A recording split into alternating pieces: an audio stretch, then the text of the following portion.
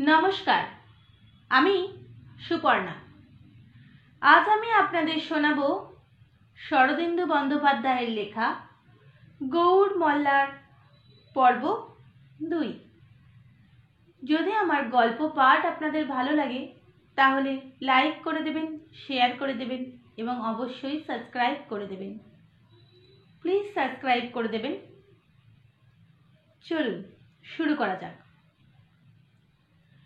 পুরনো দুগ্ধপাত্র লইয়া রঙ্গনা যখন ফিরিয়া আসিল তখন সূর্য অস্ত গিয়াছে।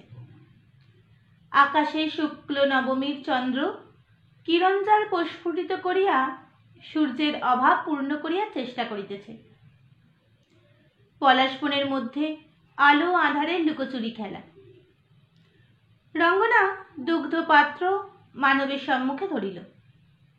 মানব 2 হাতে পাত্র লইয়া বিনা বাক্য ব্যয়ে তাহার কানায় ওষ্ঠ সংযোগ করিল। পাত্রটি নিতান্ত ক্ষুদ্র নয়, একটি ছোটখাটো কলসি বলা চলে। মানব এক চুমুকে তাহা নিঃশেষ করিয়া রঙ্গনাকে ফিরাইয়া দিল। রঙ্গনা রুদ্ধ শ্বাসে প্রশ্ন করিল, আর কিছু খাবে? মানব হাসিয়া বলিল, ক্ষুধার কি শেষ আছে? কিন্তু থাক, আপাতত এই যথেষ্ট। তোমাকে কি বলে কৃতজ্ঞতা জানাবো? মানব হাত ধরিয়া রঙ্গনাকে কাছে টানিয়া লইল। রঙ্গনার ঘন ঘন নিঃশ্বাস পড়িতে লাগিল। দেহ রোমাঞ্চিত হইল। মানব গাঢ় স্বরে বলিল, আমার আজ কিছু নেই, আমি পলাতক। 2 দিন আগে যদি তোমার দেখা পেতাম প্রাণ ভরে আমার কৃতজ্ঞতা জানাতে পারতাম। রঙ্গনা উত্তর দিতে পারিল না, অধমুখে রহিল। মুগ্ধা পল্লী যুবতী নাগরিক সভা সৌজন্য কোথায় শিখিবে? কিন্তু তাহার স্নিগ্ধ নীরবতা মানবের বড় মিষ্টি লাগিল। সে ধীরে ধীরে কথা বলিতে আরম্ভ করিল, কিন্তু সে রঙ্গনাকে বাক চাতুর্যে সম্মোহিত করিবার চেষ্টা করিল না। বরং একটি সমধর্মী মানুষ পাইয়া তাহার অন্তরের সরলতা যেন সাগ্রহে বাহির হইয়া আসিল। 2 জনে বৃক্ষ শাখায় হেলান দিয়া পাশাপাশি দাঁড়াইয়া মৃদু কণ্ঠে কল্পনা করিতে লাগিল। মানব অধিকাংশ কথা বলিল, রঙ্গনা তন্ময় হইয়া শুনিল। মানব যেতে প্রশ্ন করিল, রঙ্গনা সরলভাবে তাহার উত্তর দিল। এইভাবে এক দণ্ড অতীত হইবার পর মানব চকিত হইয়া বলিল, সন্ধ্যা উত্তীর্ণ হয়েছে, তুমি গৃহে যাও। আর তুমি? আমি গাছতলায় রাত কাটিয়ে দেব। রঙ্গনা আঙুলে বস্ত্রাঞ্চল জড়াইতে লাগিল। তুমি আমাদের কুঠিরে চলো না কেন? রাত্রে সেখানেই থাকবে। মানব একটু ইতস্তত করিয়া শেষে মাথা নাড়িল। না, আমার পিছনে শত্রু আসছে, হয়তো আজ রাত্রেই গ্রামে এসে পৌঁছবে। আমি গ্রামে থাকলে ধরা পড়িবার ভয় আছে। রঙ্গনা তর্জনী দংশন করিল, তারপর চকিত উৎফুল্ল চক্ষু তুলিল। তুমি আমার কুঞ্জে থাকবে? আমার কুঞ্জের কথা কেউ জানে না। তোমার কুঞ্জ? রঙ্গনা তাহার নিভৃত বেতসকুঞ্জের কথা বলিল। শুনিয়া মানব বলিল, এ ভালো, চলো তোমার কুঞ্জে রাত কাটাবো। রঙ্গনা মানবকে পথ দেখাইয়া লইয়া চলিল। পলাশ বনের বাহিরে অনিমেষ জ্যোৎস্না। 2 জনে মৌরীয় তীরে উপস্থিত হইল। মানব বলিল, এ কি, এ যে নদী, আমি স্নান করব, কিন্তু আগে তোমার কুঞ্জ দেখি। কুঞ্জ দেখিয়া মানব দীর্ঘশ্বাস ফেলিল। কি সুন্দর তোমাদের জীবন! কেন আমরা নগরে থাকি, রাজ্যের জন্য কাড়াকাড়ি করি? মানুষের যত অনিষ্টের মূল নাগরিক জীবন। ইচ্ছা করে চিরদিন তোমার এই কুঞ্জে কাটাই। অস্ফুট স্বরে রঙ্গনা বলিল, কাটাও না কেন? মানব বলিল, উপায় নেই, কর্মফল ভোগ করতে হবে। কিন্তু আবার আমি আসব, তোমাকে ভুলতে পারবো না। রঙ্গনাও বলিতে চাহিল, আমিও তোমাকে ভুলতে পারবো না, কিন্তু লজ্জায় তাহার বলিতে পারিল না। বলিল, তোমার কপাল কেটে গেছে, লাগছে না? এসো বেঁধে দিই। মানব বলিল, ও কিছু নয়, তলোয়ারে আঁচড় লেগেছিল, আপনি সেরে যাবে। তবে তুমি স্নান করে এসো। তুমি চলে যাবে না? না। মানব অল্পকালের মধ্যেই স্নান করিয়া ফিরিয়া আসিল। বর্ম চর্ম শিরস্থান কুঞ্চের বাহিরে নামাইয়া রাখিল। ইতিমধ্যে রঙ্গনা খড় বিছাইয়া শয্যা রচনা করিয়া রাখিয়াছে। কুঞ্জ দ্বারে চুপটি করিয়া দাঁড়াইয়া আছে। মানব চারিদিকে চাহিল। আকাশে জ্যোৎস্না ফিন ফুটিয়াছে। সুদূর প্রসারিত বেতস বনের শাখাপত্র মৃদু মর্মর ধ্বনি করিয়া কাঁপিতেছে। কোথাও জনমানবের চিহ্ন নাই। মানবের মনে হইল ইহজগৎ হইতে বিচ্ছিন্ন হইয়া সে কোনো এক অর্ধ বাস্তব মায়াপুরীতে উপনীত হইয়াছে। এখানে আর কেউ নাই, শুধু সে আর রঙ্গনা। মানব রঙ্গনার হাত ধরিয়া ঈষৎ স্খলিত স্বরে বলিল, রঙ্গনা। কি বলছো? না, কিছু না। মানব নিঃশ্বাস ফেলিল। তুমি এবার ঘরে যাও, কাল সকালে একবার তোমার দেখা পাবো কি? রঙ্গনা বলিল, আজ রাত্রেই আমি আবার আসব, তোমার খাবার নিয়ে আসব। সহসা রঙ্গনার দুই স্কন্ধের উপর হাত রাখিয়া মানব নত হইয়া তাহার চোখের মধ্যে চাহিল। রঙ্গনা, তুমি আমার বউ হবে? রঙ্গনা তার হাত ছাড়াইয়া ছুটিয়া পালিয়া গেল। গ্রামের কুটুরগুলিতে দীপ নিভিয়া গিয়াছে। দিনের মাতামাতির পর গ্রামবাসীরা ক্লান্ত দেহে শয্যায় আশ্রয় করিয়াছে। কেবল গোপা আপন কুটির দ্বারে দাঁড়াইয়া উৎকণ্ঠা ভরা চক্ষে বাহিরের দিকে তাকাইয়াছিল। তাহার উৎকণ্ঠা ক্রমে আশঙ্কায় পরিণত হইতেছিল। এমন সময় রঙ্গনা ছুটিতে ছুটিতে ফিরিয়া আসিল। গোপা কোনো প্রশ্ন করিবার পূর্বেই এবার মা বলিয়া ডাকিয়া মাতার কণ্ঠ জড়াইয়া ধরিয়া কাঁধের মধ্যে মুখ লুকাইল। গোপা অনুভব করিল রঙ্গনার সর্বাঙ্গ থর থর করিয়া কাঁপিতেছে। দ্বার বন্ধ করিয়া দিয়া সে রঙ্গনাকে লইয়া মেঝেই বসিল। ঘরের কোণে প্রদীপ জ্বলিতেছে। উনানের ওপর ভাত চড়ানো রহিয়াছে। গোপা কন্যার চিবুক ধরিয়া মুখ দেখিল। তারপর বলিল, এবার বল কি হয়েছে?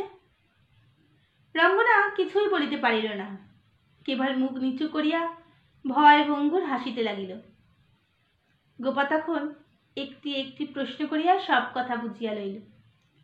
সব শুনিয়া গোপা কিছুক্ষণ বিভ্রান্ত ভাবে উনানের আগুনের দিকে চাহিয়া রইল। কি করিবে সে এখন? এমন অচিন্তনীয় অবস্থা যে কল্পনা করাও যায় না। চাতক ঠাকুরের সহিত পরামর্শ করিবে, কিন্তু তিনি যদি বাধা দেন? রাজপুত্র যদি আসিল, এমন ভাবে আসিল? ভাবিতে ভাবিতে গোপা যন্ত্রবৎ বলিল, রাঙা, দেখ ভাত হলো কিনা। রঙ্গনা উঠিয়া গেল। গোপা মৃন্ময় মূর্তির মতো বসিয়া ভাবিতে লাগিল। বাহিরে সে নিশ্চল, কিন্তু ভিতরে যে আগ্নেয়গিরির আন্দোলন চলিতেছে। রঙ্গনা ভাতের হাঁড়ি নামাইয়া ফ্যান গালিল। সহসা গোপা চমকাইয়া উঠিয়া দাঁড়াইল। না না, সময় নাই, অধিক চিন্তা করিবার সময় নাই। রঙ্গনার জীবনে যে শুভ লগ্ন আসিয়াছে তাহা ভ্রষ্ট হইয়া না যায়। আজকের রাত্রে আর ফিরিয়া আসিবে না। রাজপুত্র চলিয়া গেলে আর ফিরিয়া আসিবে না। ঘরের কোণে একটি পুরাতন বেত্র নির্মিত প্যাটরা ছিল। গোপা তাহার তলদেশ হইতে দুইটি শোলার মালা বাহির করিল। তুচ্ছ শোলার টুকরো দিয়া গাঁথা দুইটি মালা।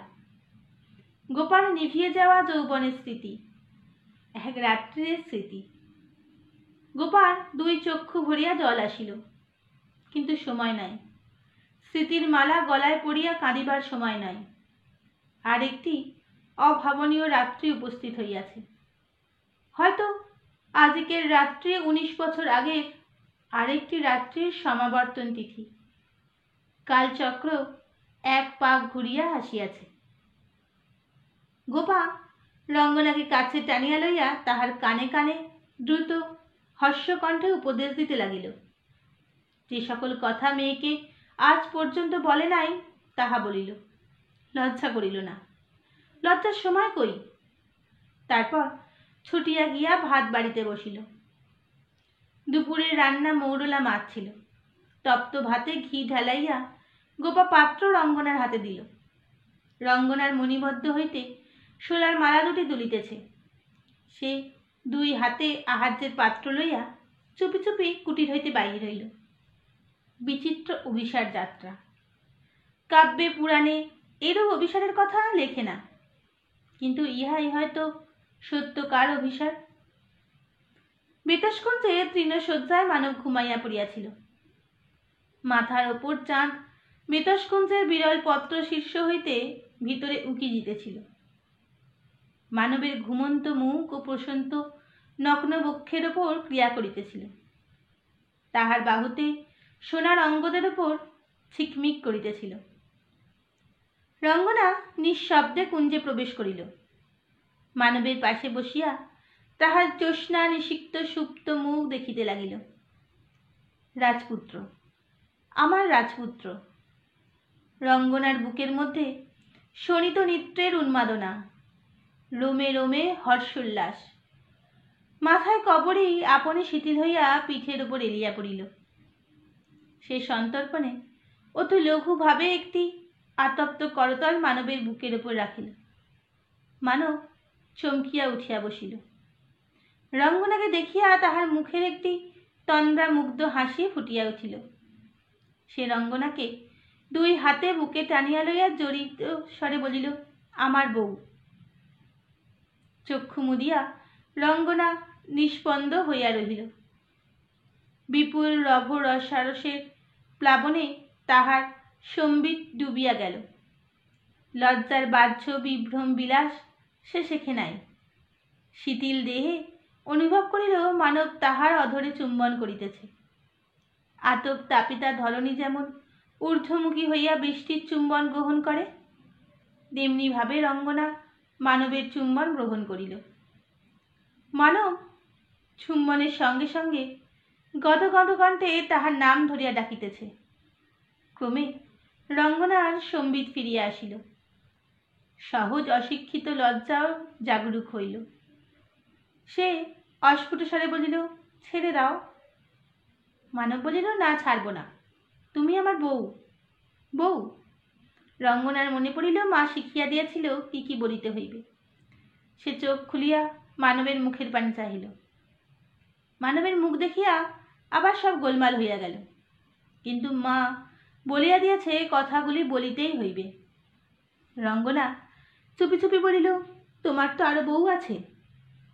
মানব রঙ্গনাকে ছাড়িয়া দিয়া গম্ভীর চোখে তাহার পানে চাহিল। শেষে বলিল, আছে, কিন্তু তারা আমার রানী, মনের মানুষ নয়। মনের মানুষ কে? তুমি। তোমাকে এতদিনে খুঁজে পেয়েছি, পাইনি। আমাকে তোমার সঙ্গে নিয়ে যাবে? না। এখন কোথায় নিয়ে যাব?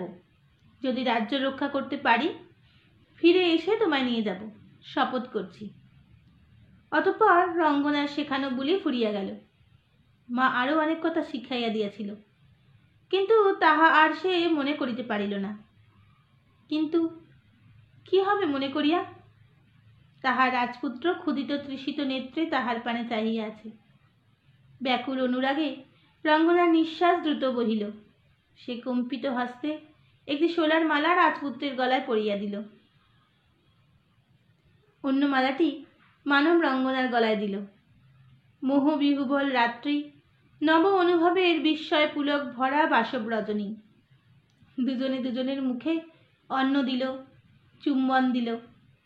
প্রতি অঙ্গ লাগি কাঁদে প্রতি অঙ্গ মোর। একসঙ্গে আকুলতা ও চটুলতা, লজ্জা ও প্রগল্ভতা, তন্দ্রা ও প্রমিলার মেশামেশি, ঘুমে জাগরণে জড়াজড়ি। রাত্রি নিবিড় হইল, চাঁদ অস্ত গেল। প্রত্যুষে ঘুম ভাঙিয়া মানব ও রঙ্গনা কুঞ্জের বাহিরে আসিল। পূর্বাকাশে উষা ঝলমল করিতেছে, পাখি ডাকিতেছে। মানব দেখিল অদূরে নদী তীরে তাহার অশ্ব শস্পাহরণ করিতেছে। তাহার পৃষ্ঠে কম্বালাসন, মুখে বলগা যেমন ছিল তেমনই আছে। প্রভুকে দেখিতে পাইয়া জয়ন্ত মৃদু ঠেস্বাধ্বনি করিল। মালব ম্লান হাসিয়া বলিল, আমার বাহনও উপস্থিত, তবে যাই রাঙাবো। রঙ্গনা তাহার বাহু চড়াইয়া কাঁদিতে লাগিল, বলিল, কবে ফিরে আসিবে? মানব রঙ্গনাকে দুই হাতে বুকের কাছে তুলিয়া মুখে মুখ রাখিয়া বলিল, যেদিন শত্রুকে রাজ্য থেকে দূর করব সেদিন তোমাকে নিতে আসব। যদি রাজ্য যায় আর বেঁচে থাকি তাহলেও তোমার কাছে ফিরে আসব। কণ্ঠ লগ্না রত্না রঙ্গনা কাঁদিতে কাঁদিতে বলিল, আসবে? আসব, শপথ করছি। রঙ্গনাকে নামাইয়া দিয়া মানব নিজ বাহু হইতে অঙ্গদ খুলিয়া তাহার বাহুতে পরাইয়া দিল। বলিল, এই অঙ্গদ নাও, যতদিন না ফিরে আসি এটিকে দেখো, আমায় মনে পড়বে। তারপর রঙ্গনার সোনা পোকা উড়িয়া গেল। জয়ন্তের পৃষ্ঠে চড়িয়া মানব চলিয়া গেল। রঙ্গনা অশ্রু বিধৌত মুখে দাঁড়াইয়া বিলীয়মান অশ্বারোহীর পথের পানে চাহিয়া রহিল। মানবের বৃহৎ অঙ্গদ তাহার বাহু হইতে খসিয়া খসিয়া পড়িতেছিল। সে তাহা খুলিয়া এবার বুকে চাপিয়া ধরিল, তারপর আঁচলে বাঁধিয়া ঘরের দিকে চলিল। নিশান্তের পাণ্ডুর চন্দ্রিমা।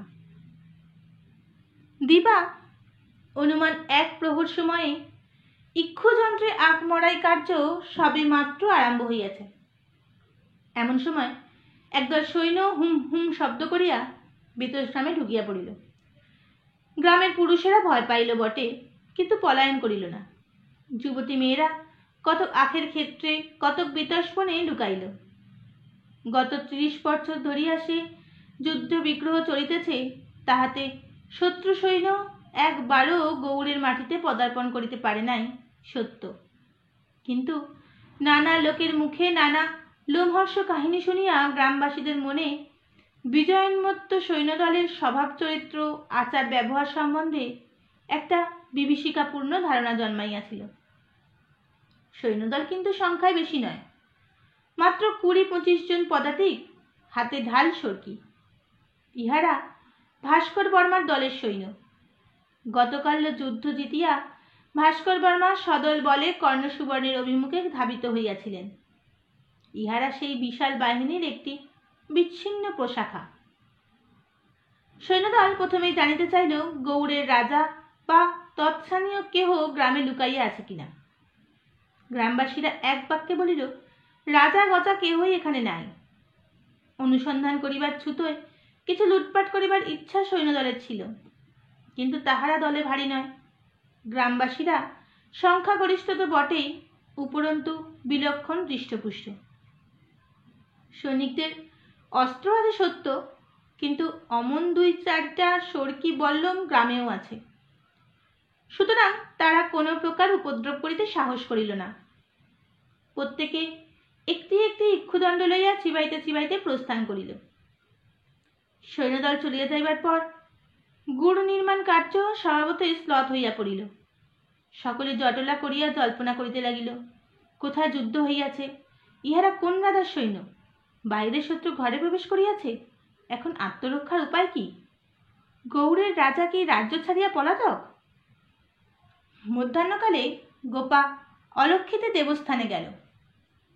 কুটির চক্রের বাহিরে নির্জন অশ্বত্থ বক্ষতলে দেবস্থান, পাশেই চাতক ঠাকুরের একচালা। গোপা দেখিল ঠাকুর অশ্বত্থ বৃক্ষের একটি উদ্গত শিকড়ে মাথা রাখিয়া ঊর্ধ্বমুখে শয়ান রাখিয়াছে, তাহার দৃষ্টি শূন্যে নিবদ্ধ। গোপা আসিলে চাতক ঠাকুর উঠিয়া বসিলেন। 2-একটা অন্য কথার পর গোপা গত রাত্রের ঘটনা বলিল।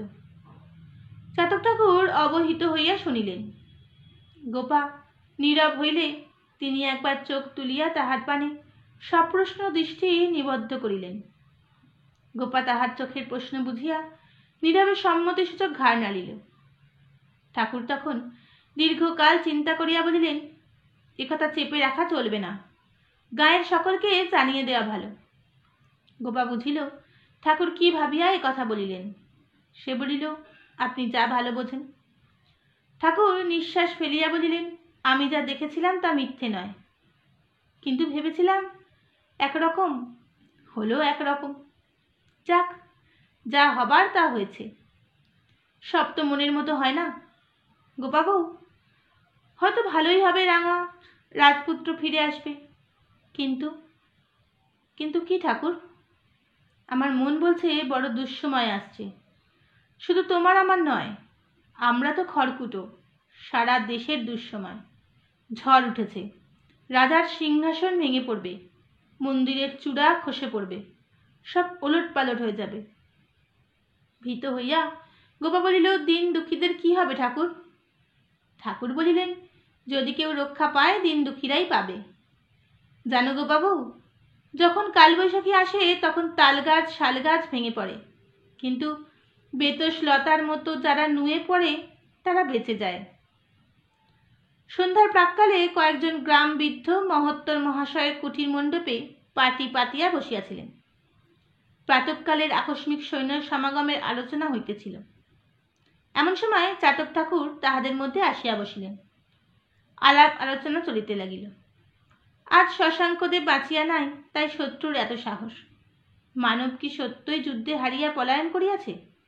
কোথায় লুকিয়া আছে? চাতক ঠাকুর একটু কাশিয়া বলিলেন, মানবদেব কাল রাত্রে আমাদের গ্রামে লুকিয়াছিলেন। সকলে উচ্চকিত হইয়াছিলেন। নানাবিধ উত্তেজিত প্রশ্নের উত্তরে চাতক ঠাকুর সংক্ষেপে ঘটনা বিবৃত করিয়া শেষ করিলেন। কাল রাত্রে রাঙার সঙ্গে মানবদেবের বিয়ে হয়েছে। আজ ভোরে তিনি কানসোনায় ফিরে গেছেন। আবার তুমুল তর্ক উঠিল। চাতক ঠাকুর স্মিত মুখে বসিয়া শুনিতে লাগিলেন।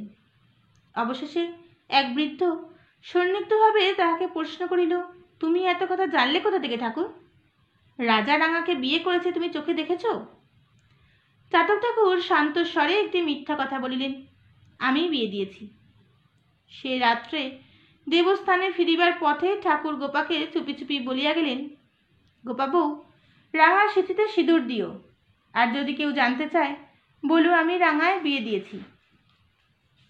রঙ্গনা সীমান্তে সিঁদুর পড়িল, যেন সোনার কমলে রক্তের চন্দনের ছিটা। রঙ্গনাকে কেন্দ্র করিয়া সারা গ্রামের উত্তেজনার ঘূর্ণবর্ত বইয়া গেল। সকলে কৌতূহলীর দৃষ্টি রঙ্গনার দিকে, সকলের চটুল রসনার রঙ্গনার কথা। কিন্তু রঙ্গনার কোনো দিকে লক্ষ্য নাই। সে যেন স্বপ্নের ঘোরে আচ্ছন্ন আছে। বরং গোপা গ্রামীণ গ্রামীণীদের উৎসুক ও কৌতূহল দেখিয়া গর্বিত অবজ্ঞায় ঘাড় বাঁকাইয়া ভ্রুকুটি করে। কিন্তু রঙ্গনার গর্বও নাই, অভিমানও নাই।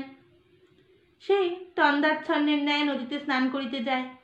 মেয়েদের কৌতুক কানাকানি তাহার কর্ণে প্রবেশ করে, কিন্তু অন্তরে প্রবেশ করে না। তাহার সূক্ষ্ম অন্তঃপ্রকৃতি যেন গ্রামের পরিবেশ ছাড়িয়া বহু দূরে চলিয়া গিয়াছে। জড় দেহটাই পিছনে পড়িয়া আছে। একটি একটি করিয়া দিন কাটে, পক্ষ কাটে, মাস কাটিয়া যায়। হেমন্ত গিয়া হিম আসে, হিমের শেষে বসন্ত। রঙ্গনা নিজের দেহের অভ্যন্তরে নতুন জীবের প্রাণস্পন্দন অনুভব করে। তাহার দেহ মন ভরিয়া বিপুল হৃদয় বেগ উথলিয়া ওঠে। সে চুপি চুপি মানবের অঙ্গটি পেটরায় হইতে বাহির করিয়া বুকে চাপিয়া ধরে। কিন্তু মানব ফিরিয়া আসে না, তাহার কোনো সংবাদও নাই। বহির্জগতের সহিত বেতস গ্রামের যোগাযোগ অতি অল্প।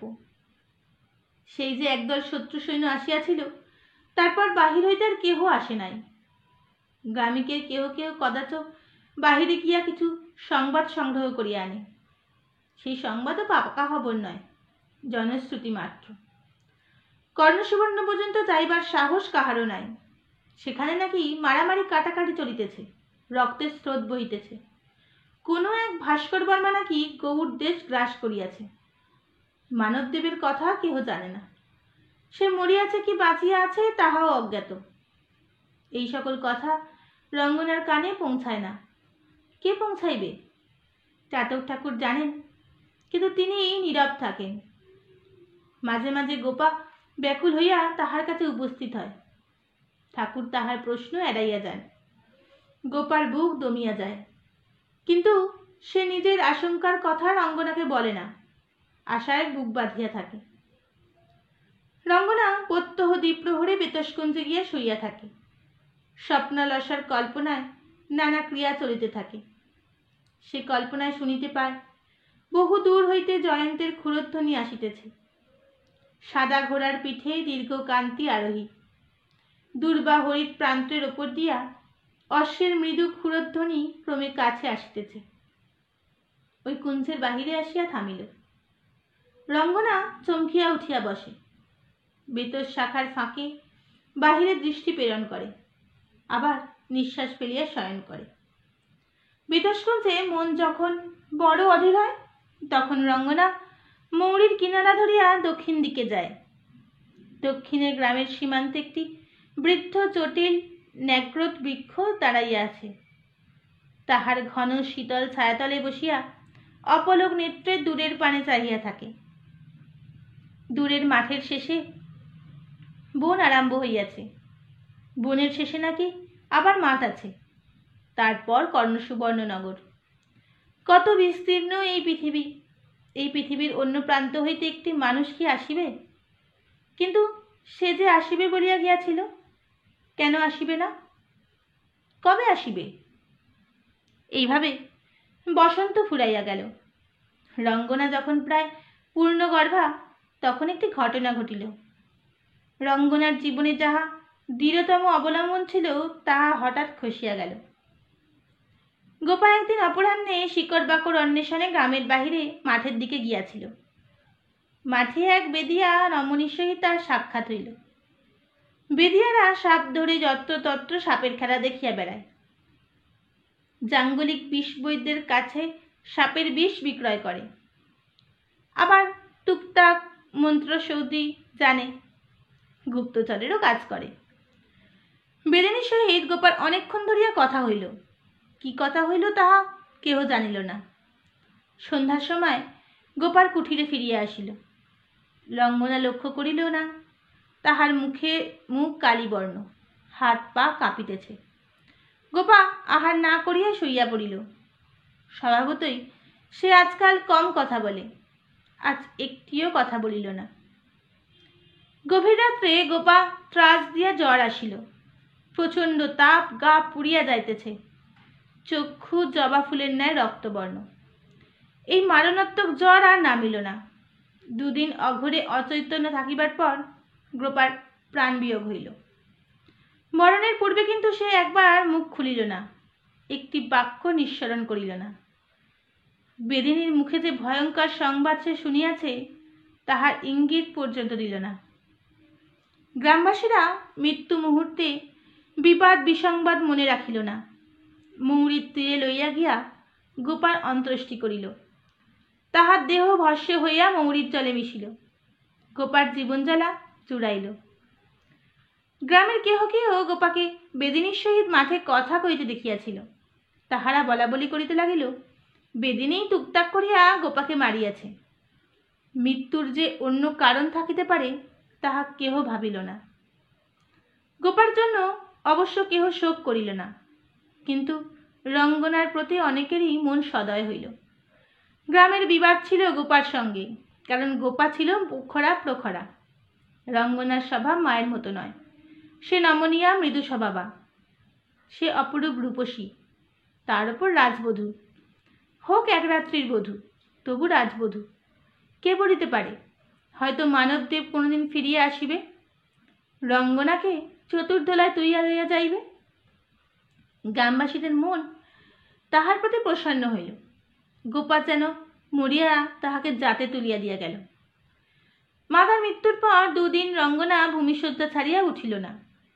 চাতক ঠাকুর আসিলেন, স্বয়ং রন্ধন করিয়া তাহাকে খাওয়াইলেন। স্নিগ্ধ স্বরে দুই চারটি কথা বলিলেন। মা কারোর চিরকাল থাকে না রাঙা, স্বামীর কথা ভাব, তোর পেটে যে আছে তার কথা ভাব।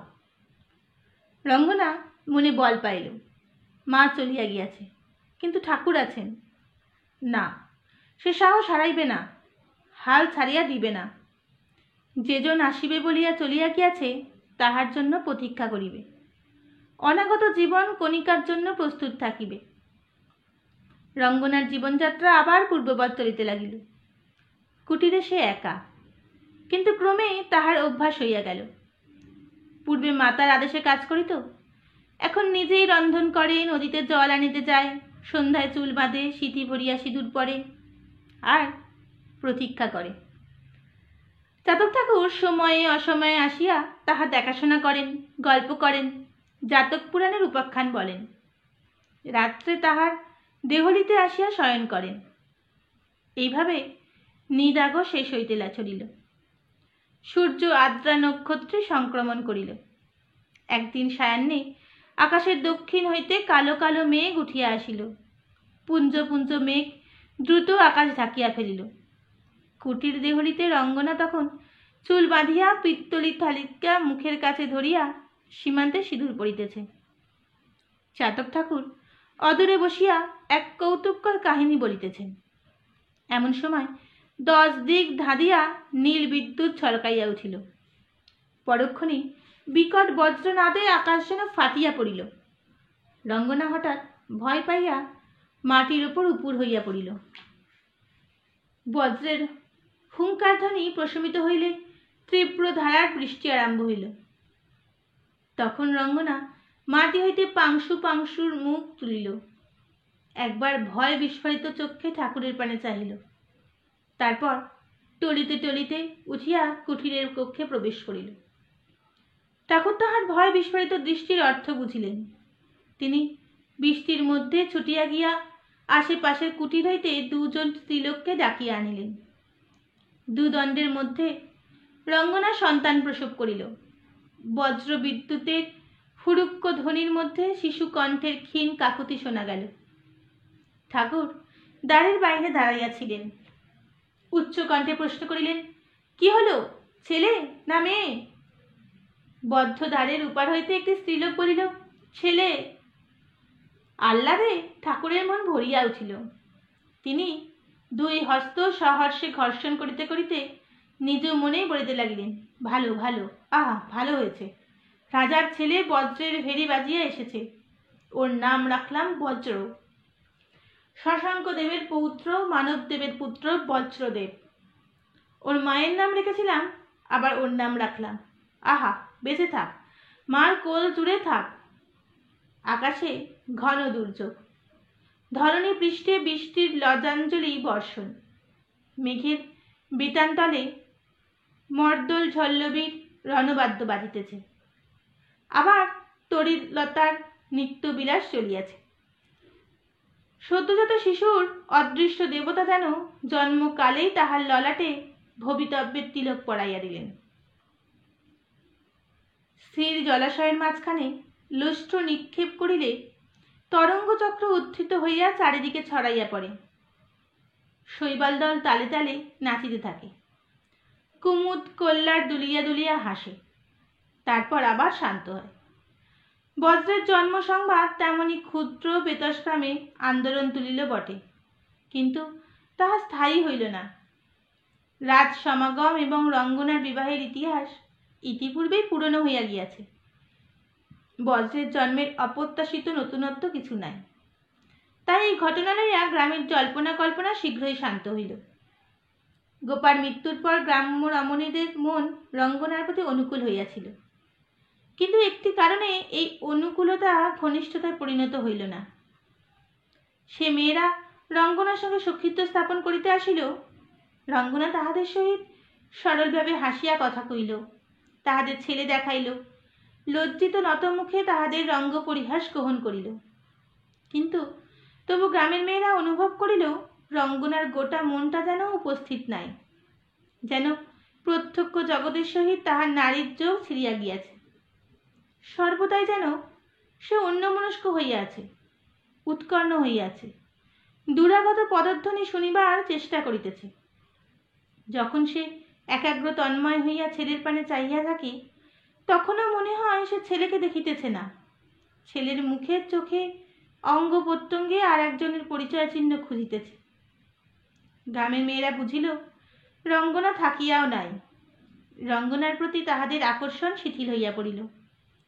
পূর্বেকার বিদ্বেষ ভাব ফিরিয়া আসিল না বটে, কিন্তু অন্তরঙ্গ হইবার চেষ্টাও আর করিল না। হংসী যেমন জলে বাস করিয়াও জলের নয়, রঙ্গনাও তেমনি নির্লিপ্ত ভাবে গ্রামে রহিল। বজ্র বড় হইতে লাগিল। মাতৃকোর হইতে কুটির কুট্টিমে নামিল, সেখান হইতে প্রাঙ্গণে, প্রাঙ্গণ হইতে গ্রামের মাঠে ঘাটে। মাতৃস্তন ছাড়িয়া গোদুগ্ধ, তারপর অন্ন। বজ্রের প্রকৃতি যে সাধারণ শিশু হইতে পৃথক, তাহা তাহার জন্মকাল হইতেই লক্ষিত হইয়াছিল। সে বেশি কাঁদে না, আঘাত লাগে বা ক্ষুধা পাইলেও কাঁদে না। যখন কথা বলিতে শিখিল, তখনও অধিক কথা বলে না, যতটুকু প্রয়োজন ততটুকু বলে। সে চঞ্চল নয়, চুপ করিয়া এক স্থানে বসিয়া থাকে এবং অন্য শিশুদের ছোটাছুটি লক্ষ্য করে, কিন্তু অকারণে ছোটাছুটি করে না। যখন একাকী থাকে, তখন এক দৃষ্টে একদিকে চাইয়া বসিয়া থাকে। কি চিন্তা করে তাহার মুখ দেখিয়া অনুমান করা যায় না। অথচ সে মেধাবী, তাহার মন সর্ববিষয়ে সজাগ ও সচেতন। দেহের দিক দিয়া যেমন সমবয়স্ক বালকদের তুলনায় অধিক বৃদ্ধিশীল, মনের দিক দিয়াও তেমনই। বজ্রের যখন 5 বছর বয়স, চাতক ঠাকুর তখন তাহার বিদ্যাশিক্ষা আরম্ভ করিলেন। গ্রামের কেহই লিখিতে পড়িতে জানিত না, চাতক ঠাকুরও না। মুখে মুখে শিক্ষা। চাতক ঠাকুর তাহাকে মুখে মুখে অঙ্ক শিখাইলেন, কড়াগণ্ডাপন, চোখ বিয়োগ, হরণ পূরণ।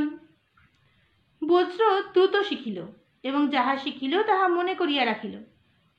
চাতক ঠাকুর যখন বজ্রকে শিক্ষা দিতেন, রঙ্গনা কাছে বসিয়া থাকিত। কখনো গুরু শিষ্যের প্রশ্নোত্তর মন দিয়া শুনিত, কখনো সব ভুলিয়া তন্ময় দৃষ্টিতে পুত্রের মুখের পানে চাহিয়া থাকিত। বজ্রের বয়স 7-8 বছর হইলে চাতকদাহু তাহাকে ছিপ দিয়া মাছ ধরিতে শিখাইলেন। বজ্র একেই আত্মসম্মোহিত শান্ত স্বভাব বালক। সে ছিপ লইয়া সারা দিন মৌরির তীরে বসিয়া থাকিত। সন্ধ্যার সময় মাছ লইয়া হাসি মুখে মায়ের কাছে গিয়া দাঁড়াইত। ইহার পর এমন একদিনও যাইত না যেদিন রঙ্গনাকে নিরামিষ খাইতে হইত। কোনোদিন পুঁটি খয়রা, কোনোদিন শোলের পোনা, কোনোদিন মৌরলা। মাছ ধরা ছাড়া আরেকটি কাজও বজ্র ভালোবাসিত, সাঁতার কাটা। সাঁতার কাটিতে কেহ তাহাকে শিখায় নাই, সে নিজেই শিখিয়াছিল। একদিন সে মৌরির তীরে হাঁকি খেলা করিতে করিতে উঁচু পার হইতে জলে পড়িয়া যায়। সাহায্য করিবার কেহ নাই। সে নিজেই হাত পা ছুড়িয়া তীরে উঠিয়াছিল। তারপর সাঁতার শেখা তাহার পক্ষে কঠিন হয় নাই। ইচ্ছা হইলেই সে সাঁতার কাটিয়া মৌরির এপার ওপার হইত। বলিষ্ঠ বাহুর তারণে নদীর জল তোলপাড় করিত। ভিল্ল জাতীয় এক বনচর মাঝে মাঝে গ্রামে আসিত। উত্তরের জঙ্গল হইতে হরিণ বা ময়ূর মারিয়া গ্রামে লইয়া আসিত। মাংসের বিনিময়ে গুড় ও তণ্ডুল লইয়া আসিত। মসীকৃষ্ণ দেহ বর্ণ, পরিধানে পশুচর্ম, কেশের মধ্যে কঙ্কপত্র, মুখে সরল হাসি। ধনুক কাঁধে লইয়া সে যেদিন বজ্রের সম্মুখে দাঁড়াইল, বজ্র অপলক নেত্রে তাহার পানে চাহিয়া রইল। বজ্রের বয়স তখন 9-10 বৎসর। ভিলকে সে পূর্বে কখনো দেখে নাই। ভিল একটি হরিণ মারিয়া আনিয়াছিল। গ্রামের কয়জন হরিণ কিনিয়া লইল। পরিবর্তে ভিলকে গুড় ও শস্য দিল। ভিল যখন ফিরিয়া চলিল, বজ্রও তাহার পিছন পিছন চলিল। গ্রামের উত্তরের পাথান পার হইয়া ভিল পলাশবনে প্রবেশ করিল। তখনও বজ্র তাহার পিছন ছাড়িল না। ভিল তাহাকে লক্ষ্য করিয়াছিল। হঠাৎ ফিরিয়া দাঁড়াইয়া বলিল, কি চাও? বজ্র বলিল, তুমি কি করে হরিণ মারো? ভিল হাসিয়া বলিল, এই তীরধনুক দিয়ে। তীরধনুক কিছুক্ষণ উৎসুক চক্ষে নিরীক্ষণ করিয়া বজ্র বলিল, ও দিয়ে হরিণ মারা যায়? ভিল আবার হাসিল। শুভ্র কান্তি বলিষ্ঠ দেহ বালককে তাহার ভালো লাগিল। সে বলিল, মারা যায়, দেখবে? অদূরে উচ্চ বৃক্ষ চূড়ে একগুচ্ছ ফুল ফুটিয়াছিল। ভিল ধনুতে তীর সংযোগ করিয়া পুষ্পগুচ্ছের প্রতি লক্ষ্য করিল। আকৃষ্ট ধনু হইতে টঙ্কার শব্দে তীর ছুটিয়া গেল। রক্তবর্ণ কিংসুক গুচ্ছ মাটিতে পড়িল। ভিল ফুলের গুচ্ছটি বজ্রের হাতে দিল। তারপর নিজের তীর তুলিয়া লইয়া হাসিতে হাসিতে বনের পথে চলিল। কিছু দূর গিয়া ভিল দেখিল তখনও বজ্র তাহার পশ্চাতে আসিতেছে। সে বলিল, আবার কি? বজ্র বলিল, আমাকে শেখাবে? ভিল বলিল, শেখাতে পারি, কিন্তু তুমি আমায় কি শেখাবে? বজ্র চিন্তা করিয়া বলিল, আমি তোমাকে বড়শি দিয়ে মাছ ধরতে শেখাবো। ভীল হৃষ্ট হইয়া বলিল, আচ্ছা, এবার আমি তাড়াতাড়ি আসব, তোমার জন্যে নতুন তীরধনুক তৈরি করে আনব। কিংসুক গুচ্ছটি লইয়া বজ্র ছুটিতে ছুটিতে কুঠিরে ফিরিয়া আসিল। এত আহ্লাদ ও উত্তেজনা তাহার জীবনেই প্রথম। মাকে সম্মুখে পাইয়া সে দুই বাহু দিয়া মায়ের গলা ধরিয়া ধরিল। রঙ্গনা তাহার মুখ তুলিয়া ধরিয়া বলিল, কি রে? লজ্জা পাইয়া বজ্র একটু শান্ত হইল। মায়ের চুলে রাঙা ফুলগুলি গুজিয়া দিতে দিতে বলিল, আমি তীরধনুক শিখব। রঙ্গনা ছেলের মুখখানি দুই হাতে ধরিয়া বিস্ময় বেদনা ভরা চক্ষে নিরীক্ষণ করিতে লাগিল। মানব চলিয়া গিয়াছে, কিন্তু তবু যেন সম্পূর্ণ চলিয়া যায় নাই। নিজের খানিকটা রঙ্গনার কাছে গচ্ছিত রাখিয়া গিয়াছে। আবার সে আসিবে, যত বিলম্বেই হোক আবার সে ফিরিয়া আসিবে। রঙ্গনার প্রতীক্ষা বিফল হইবে না। যারা সংসারী তাহাদের যৌবন অধিক দিন থাকে না, কিন্তু রঙ্গনা সংসারের ফাঁদে ধরা দেয় নাই, নিজের অন্তরের কল্পলোকে বাস করিয়াছে।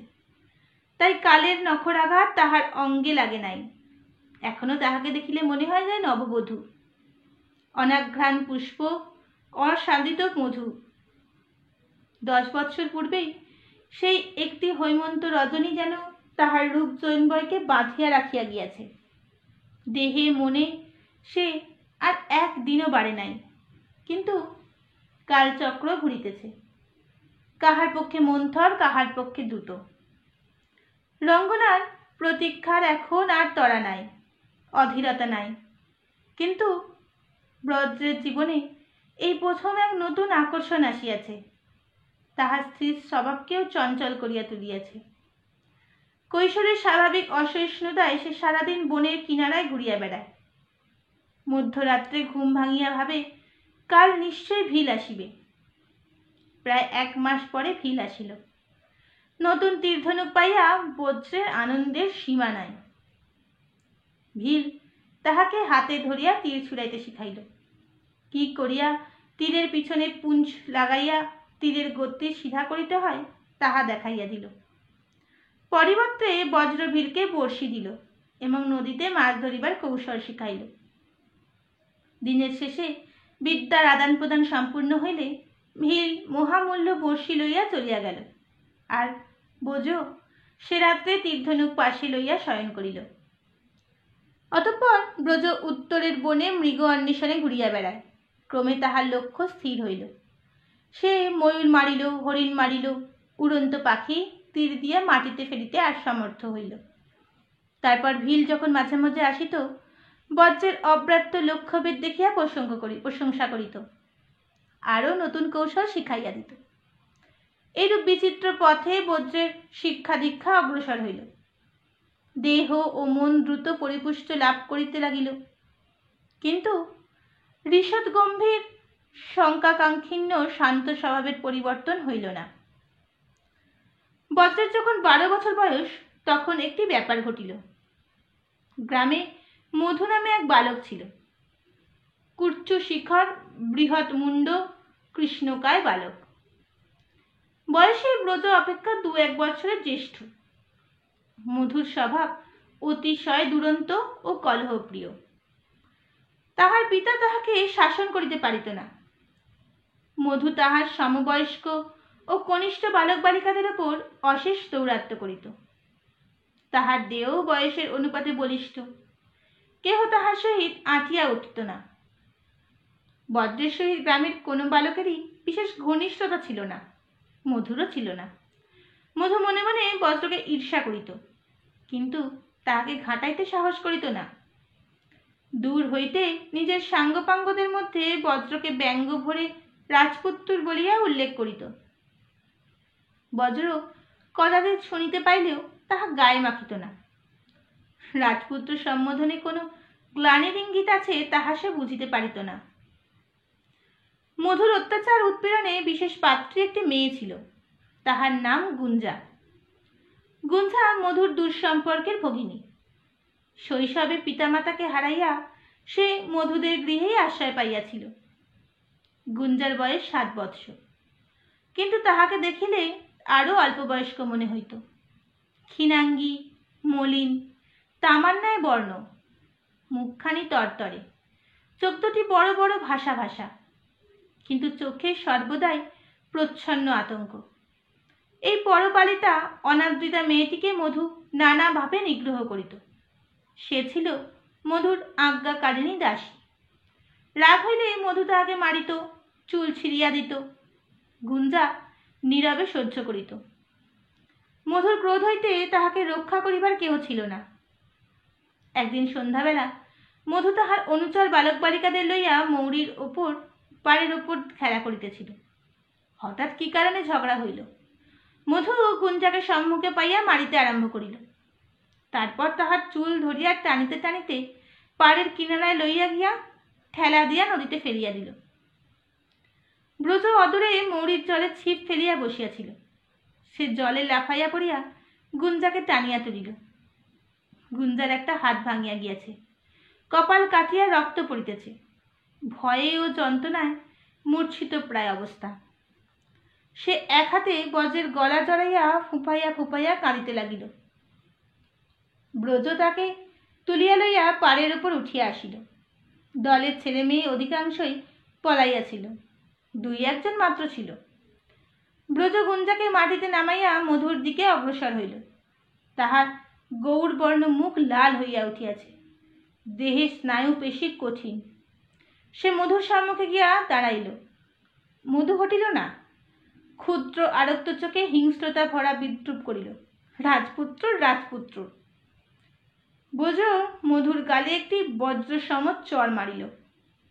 তারপর যে যুদ্ধ আরম্ভ হইল তাহাকে মল্লযুদ্ধ বলা চলে, আবার ষাঁড়ের লড়াই বলিলেও অন্যায় হয় না। মধু বয়সে বড়, তার উপর বন্য স্বভাব।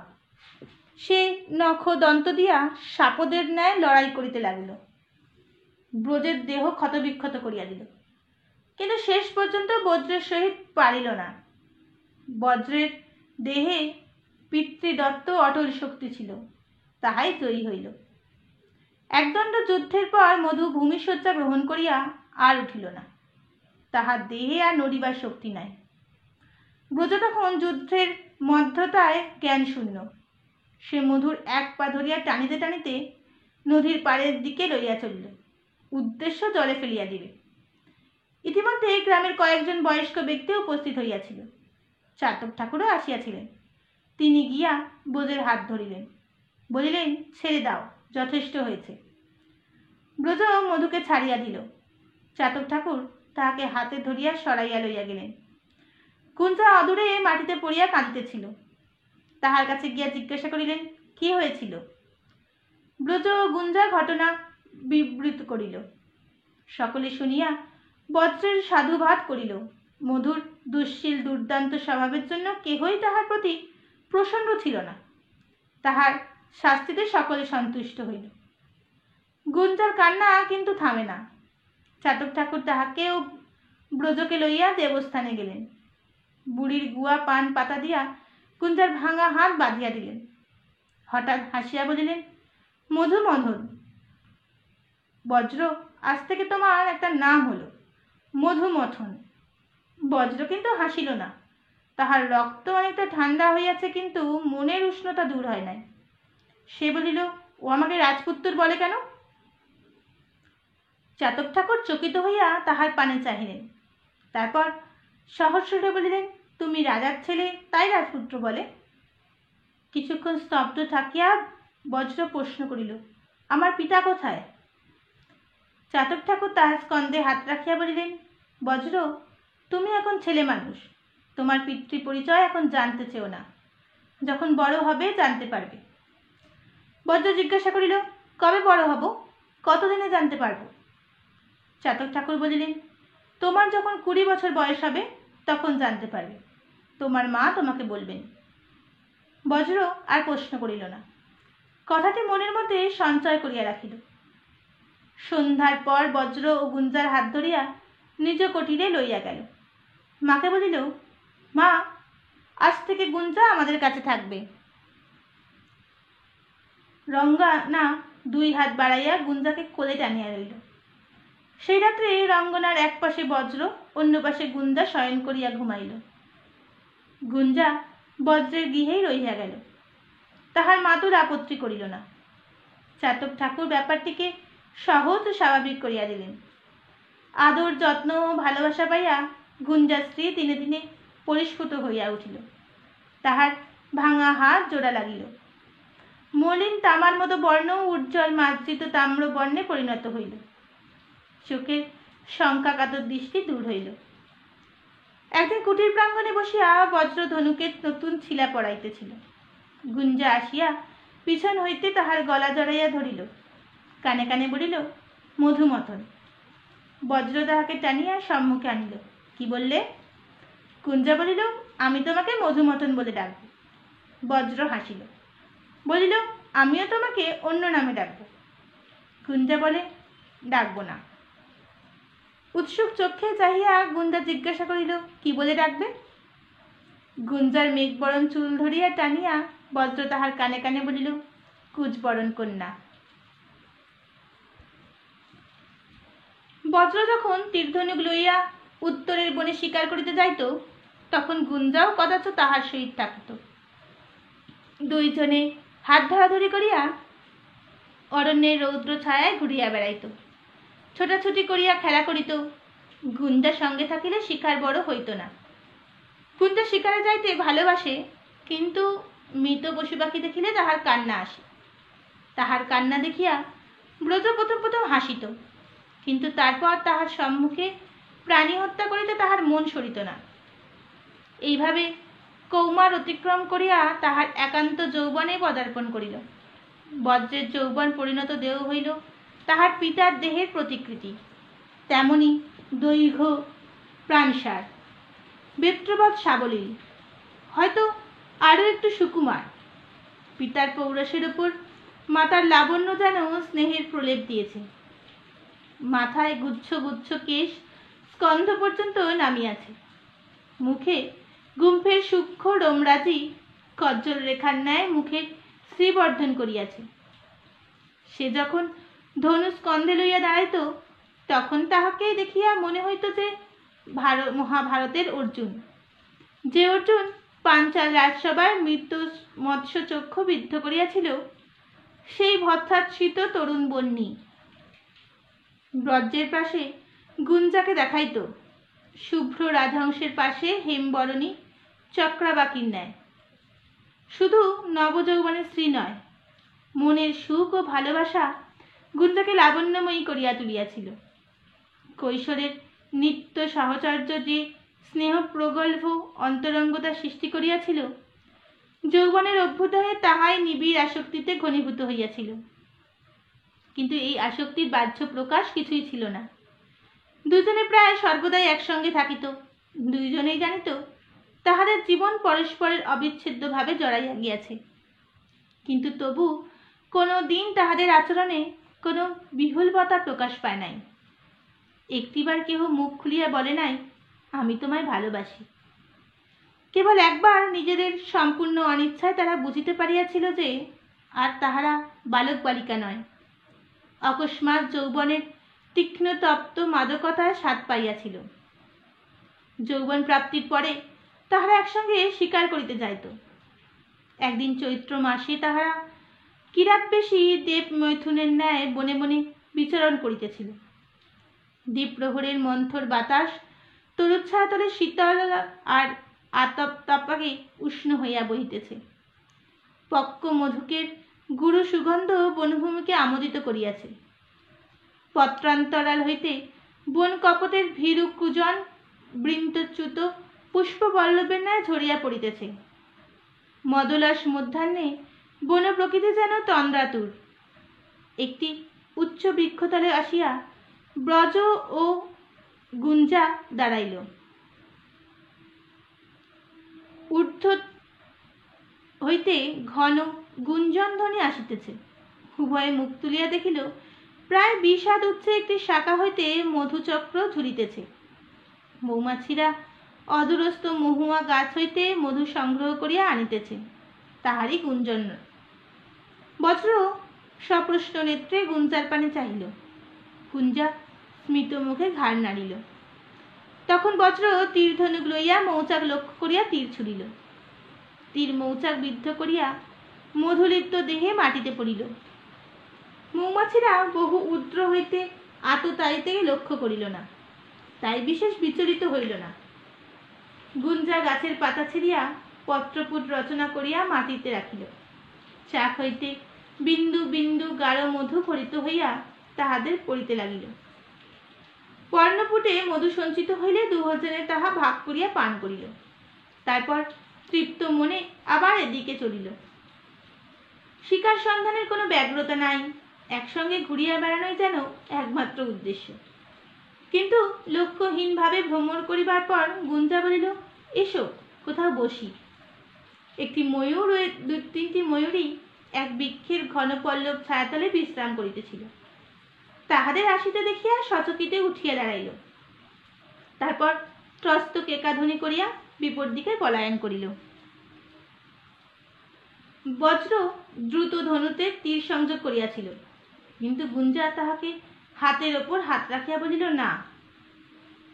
গাছের তলায় 2টি সুন্দর ময়ূরপুঞ্জ পড়িয়াছিল।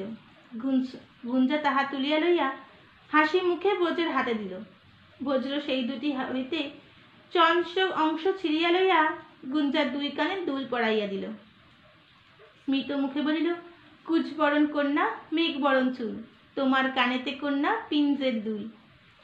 কতদিনের পুরনো ছড়া, কাহার জন্য কে রচনা করিয়াছিল কে জানে, কিন্তু মধুমথনের মুখে ওই ছড়াটি শুনিলে মনে হয় যেন গুঞ্জাকে লক্ষ্য করিয়া উহা রচিত হইয়াছিল। গুঞ্জা তৃপ্তির নিঃশ্বাস ফেলিয়া তরুতলে বসিল। সম্মুখে পদদ্বয় প্রসারিত করিয়া বৃক্ষ কাণ্ডে পৃষ্ঠভার এলাইয়া দিল। কুচবরণ কন্যা আর মধুমথন। মধুমথন নামটির স্বাদ যেন চাক ভাঙা মধুর মতো মিষ্টি।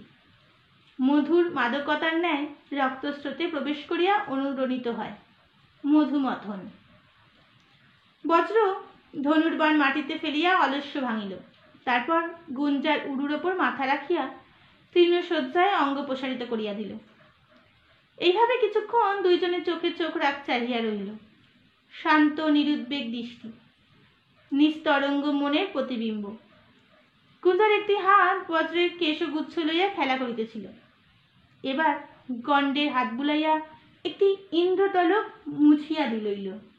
ক্রমে বজ্রের চক্ষু তন্দ্রায় মুদিয়া আসিল। গুঞ্জা অর্ধনির্মিত নেত্রে তাহার মুখের পানে নত করিয়া দাঁড়িল। 7 বছর ধরিয়া ওই মুখখানি সে অহরহ দেখিয়াছে, কিন্তু নয়ন তৃপ্ত হয় নাই। আর চৈত্রের কবঞ্চল মধ্যাহ্নে নির্জন বনের ছায়ান্তরালে বসিয়া একটি কুশাপ্রতুল্য বাসনা তাহার মনে অঙ্কুরিত হইয়া উঠিল। মধুমথন বোধহয় ঘুমাইয়া পড়িয়াছে। ধীর নিঃশ্বাসের ছন্দে তাহার বক্ষ উঠিতেছে পড়িতেছে। রক্তিম অধরে যেন মধু সিক্ত সরসতা এখনো লাগিয়া আছে। গুঞ্জা নিঃশ্বাস বন্ধ করিয়া সন্তর্পণে সম্মুখ দিকে নত হইল। নিজ অধর দিয়া অতি লঘুভাবে বজ্রের অধর স্পর্শ করিল। বজ্র হয়তো জাগিয়াছিল, হয়তো অস্পষ্ট ত্রন্দালোকে বিচরণ করিতেছিল।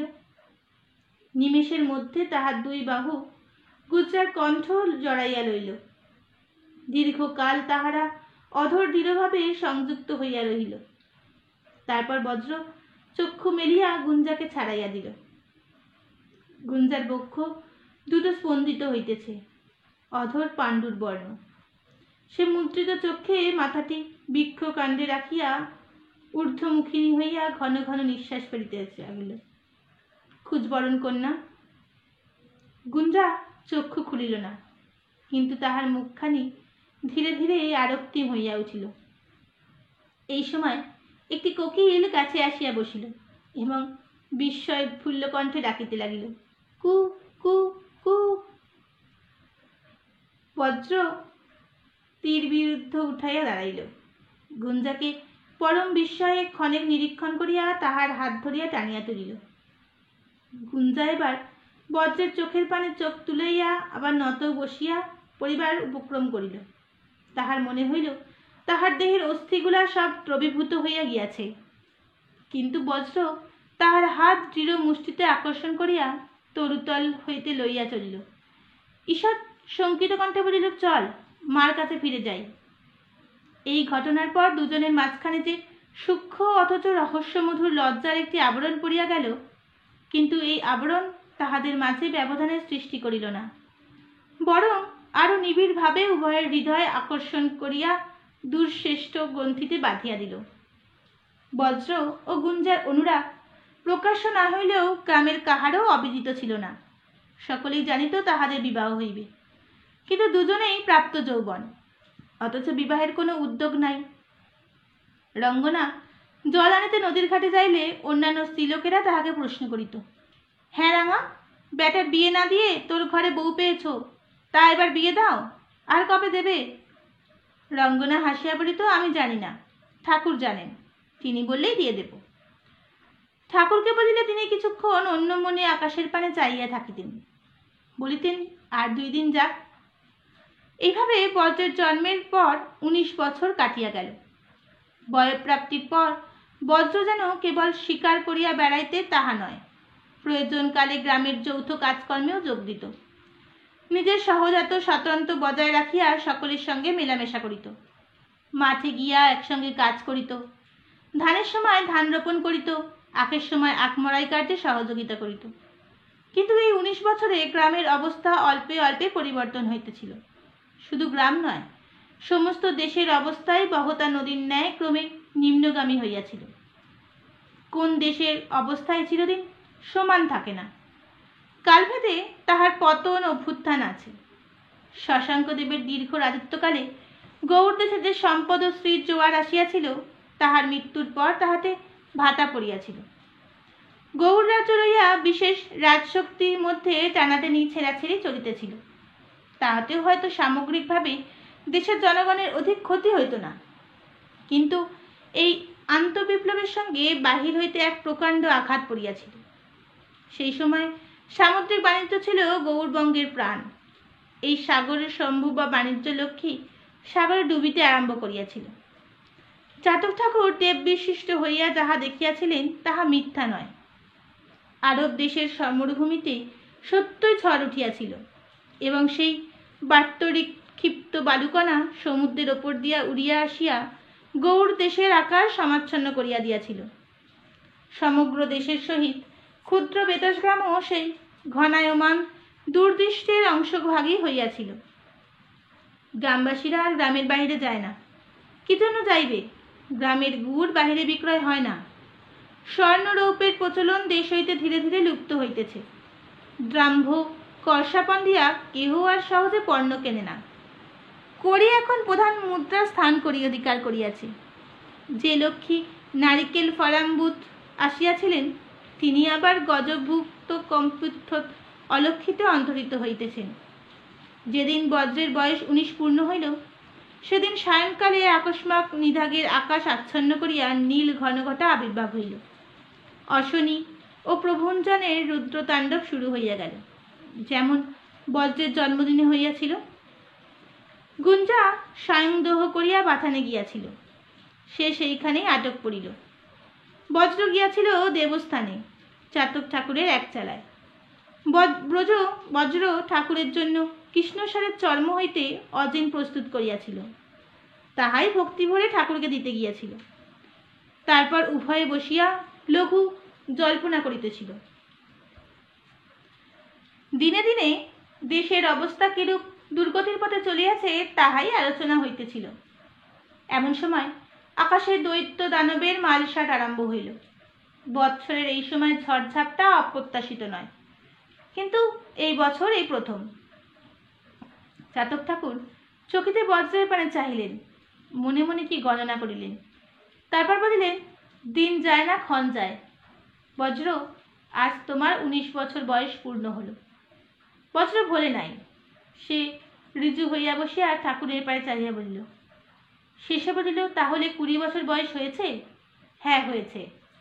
তাহলে মাকে জিজ্ঞাসা করতে পারি? পারো, কিন্তু জেনে কোনো লাভ নেই বজ্র। বজ্র তর্ক করিল না, উঠিয়া দাঁড়াইয়া শুধু বলিল, আমি জানতে চাই। বৃষ্টি বার্তা ভেদ করিয়া সে এগিয়ে ফিরিয়া চলিল। বর্ষণ থামিয়াছে, বায়ু শান্ত হইয়াছে, সিক্ত প্রকৃতির সর্বাঙ্গে চন্দ্র শীতল সরসতা। গুঞ্জা বাতান হইতে ফিরিয়া আসিয়া দেখিল ঘরে প্রদীপ জ্বলিতেছে। মা ও ছেলে মুখোমুখি দাঁড়াইয়া আছে। মায়ের চোখে জল। মা ছেলের বাহুতে একটি সোনার অঙ্গদ পরাইয়া দিতেছে, অপূর্ব সুন্দর অঙ্গদ। বজ্রের বাহুতে এমন সুষ্ঠুভাবে লগ্ন হইল যেন তাহার বাহুর পরিমাপে নির্মিত। রঙ্গনা দরদর ধারে কাঁদিতে কাঁদিতে পুত্রের মস্তক বুকে টানিয়া লইল। বজ্র অবরুদ্ধ স্বরে বলিল, মা, আমি কালই পিতার সন্ধানে বেরুব, সেখান থেকে পারি সংবাদ নিয়ে আসব। এই দৃশ্য দেখিয়া গুঞ্জার হৃৎপিণ্ড যেন বন্ধ হইয়া গিয়াছিল। সে দুগ্ধ কলস নামাইয়া তাহাকে কাছে গিয়া দাঁড়াইল। স্খলিত স্বরে বলিল, মা, কি হয়েছে? রঙ্গনা উত্তর দিতে পারিল না। গুঞ্জাকেও বাহুবন্ধনের মধ্যে আকর্ষণ করিয়া অঝরে অশ্রু বিসর্জন করিতে লাগিল। সেই রাত্রে তিনজনের কেহই ঘুমাইল না। অতীত ও ভবিষ্যতের দুরূহ দুর্গম ভাবনায় বিনিদ্র রজনী কাটিয়া গেল। রাত্রি প্রভাত হইল। প্রাত সূর্যের উদয়ে সদ্য স্নাতা ধরণীর সুতিস্মিতা রূপ প্রকাশ পাইল। স্নিগ্ধ বাতাস, প্রসন্ন আকাশ, শুভযাত্রার অনুকূল মুহূর্ত। বজ্র মাতাকে লইয়া দেবস্থানে উপস্থিত হইল। যুগল দেবতার সম্মুখে দণ্ডবৎ হইল। চাতক ঠাকুরের পদধূলি মাথায় লইল। রঙ্গনা পুত্রের কপালে চুম্বন দিল, কনিষ্ঠ আঙ্গুলি দংশন করিল। তারপর তাহাকে জড়াইয়া লইয়া কাঁদিতে লাগিল। বজ্র মায়ের কানে কানে বলিল, মা, কেঁদো না। যদি পিতার সন্ধান না পাই, আমি একা তোমার কাছে ফিরে আসব। এমনই আশ্বাস দিয়া আর একজন চলিয়া গিয়াছিল। বিপুল সংসার তাহাকে ফিরিয়া দেয় নাই, এবার দিবে কি? রঙ্গনা ও চাতক ঠাকুর মৌরির ঘাট পর্যন্ত বজ্রের সঙ্গে আসিলেন। তারপর বজ্র নদীর তীর ধরিয়া দক্ষিণ মুখে চলিতে আরম্ভ করিল। তাহার মাথায় বাঁধা উত্তরীয়, স্কন্ধে একটি বংশদণ্ড, দণ্ডের প্রান্তে একটি পুটুলি বাঁধা, প্রকণ্ঠে পিতার অভিজ্ঞান সোনার অঙ্গদ। যতক্ষণ দেখা গেল গলদস্যু নেত্রা রঙ্গনা সেদিক হইতে চক্ষু ফিরাইল না। তারপর চাতক ঠাকুর হাত ধরিয়া তাহাকে গৃহে লইয়া গেলেন। কিন্তু গুঞ্জা কোথায়? অতি প্রত্যুষে সে কলস লইয়া ঘাটে গিয়াছিল, আর ফিরিয়া আসে নাই। কোথায় গেল সে? ঘাটেও তো নাই। বজ্র হেঁটুমুখে চিন্তা করিতে করিতে চলিয়াছে। কত বিচিত্র চিন্তা! কোনো চিন্তাই মনের মধ্যে স্থায়ী হইতেছে না। চঞ্চল জলের ওপর সূর্যকিরণের ন্যায় ক্ষণেক নৃত্য করিয়া অদৃশ্য হইতেছে। কাল রাত্রে বজ্র মাকে জিজ্ঞাসা করিয়াছিল, আমার পিতার আকৃতি কেমন ছিল? উত্তরে মা একটি পিত্তলের থালিকা তাহার সম্মুখে ধরিয়াছিল। সেই থালিকার মার্জিত আদর্শে সে নিজের মুখ দেখিয়াছিল। 20 বছর পূর্বে তাহার পিতার মুখও এমনি ছিল। গৌররাজ মানবদেব, তিনি কি জীবিত আছেন? কর্ণসুবর্ণ কেমন নগর? বজ্র পূর্বে কখনো গ্রামের বাহিরে যায় নাই। বেতস বনের পিছনে পড়িয়া রহিল। বজ্র গ্রামের সীমান্তে আসিয়া উপনীত হইল। বৃদ্ধ জটিল ন্যাগ্রত বৃক্ষ গ্রামের সীমা চিহ্নিত করিয়া দাঁড়াইয়া আছে। বৃক্ষটি অধিক উচ্চ নয়, কিন্তু বাহু স্তম্ভযুক্ত চন্দ্রাতপের ন্যায় যত স্তম্ভ রচনা করিয়া চারিদিকে বিস্তৃত হইয়া পড়িয়াছে। ঘন শাখাপত্রের নিম্নে নিবিড় ছায়া। ন্যাগ্রথের ছায়াছত্র প্রান্তে আসিয়া বজ্র দাঁড়াইল। একবার পিছু ফিরিয়া চাহিল। দূরে বেতসলতার ফাঁকে ফাঁকে গ্রামটি দেখা যাইতেছে। ওই গ্রামে তাহার মা আছে, চাতক ঠাকুর আছেন, গুঞ্জা আছে। বিদায়কালে গুঞ্জার সহিত দেখা হইল না। কোথায় গেল কুচবরণ কন্যা? সে কি অভিমান করিয়াছে, তাই বিদায়কালে সরিয়া রহিল? মধুমতন বিদ্যুৎপাত ফিরিয়া বজ্র দেখিল ন্যাগ্রত বিতানের ভিতর হইতে গুঞ্জা বাহির হইয়া আসিতেছে। সে আসিয়া বজ্রের হাত ধরিল। গুঞ্জার চোখ দুটি যেন আরো বড় হইয়াছে, ঈষৎ রক্তিমাভ, মুখের ব্যঞ্জনা দৃঢ় সমৃদ্ধ। ব্রজের হাত ধরিয়া গুঞ্জা তাহাকে বৃক্ষের ছায়ান্তরালে লইয়া গেল। আজ গুঞ্জার সংকোচ নাই, লজ্জা নাই। বজ্রকে সম্মুখে দাঁড় করিয়া সে বাহু দিয়া তাহার কণ্ঠ জড়াইয়া রইল। দুরন্ত আবেগে তাহার চক্ষে গ্রীবায় অধরে চুম্বন করিতে লাগিল। বজ্র প্রথমে গুঞ্জার এই আবেগ প্রগল্ভতা বিমূঢ় হইয়াছিল, তারপর সেও চুম্বনে চুম্বনে তাহার প্রতিদান দিল। কিছুক্ষণ পরে একটু শান্ত হইয়া গুঞ্জা বলিল, তুমি কবে ফিরিয়া আসিবে? বজ্র বলিল, তা জানি না, কিন্তু ফিরে আসবো। আসবে? আসবে? আমাকে মনে থাকবে? বজ্র একটু হাসিল। থাকবে। নগরের মেয়েরা শুনেছি মোহিনী হয়, তাদের দেখে আমাকে ভুলে যাবে না? না। কুচবরণ কন্যা, তোমাকে ভুলে যাব না। গুঞ্জা একাগ্র জিজ্ঞাসু নেত্রে বজ্রের মুখের পানে চাহিল, যেন তাহার অন্তরের মর্মস্থল পর্যন্ত দেখিবার চেষ্টা করিল। তারপর নিজের বুক হইতে বস্ত্র সরাইয়া বজ্রের একটা হাত নগ্ন বক্ষের ওপর চাপিয়া ধরিল। আমাকে বুকে হাত দিয়ে বলো, আর কোনো মেয়ের গায়ে হাত দেবে না। বজ্রের মেরু মজ্জার ভিতর দিয়া একটি তীব্র বিদ্যুৎ শিহরণ বইয়া গেল, শ্বাস রুদ্র হইয়া আসিল। গুঞ্জা, কুচবরণ কন্যা, না বলো, শপথ করো। শপথ করছি, তুমি আমার, তুমি আমার। হ্যাঁ, তোমার, শুধু তোমার। তারপর ন্যাগ্রোদ বৃক্ষের ছায়ান্ধকার যেন আরো নিবিড় হইয়া আসিল। গুঞ্জা চোখ বুজিয়া বলিল, মনে থাকে যেন, সব দিয়ে তোমাকে নিজের করে নিলাম।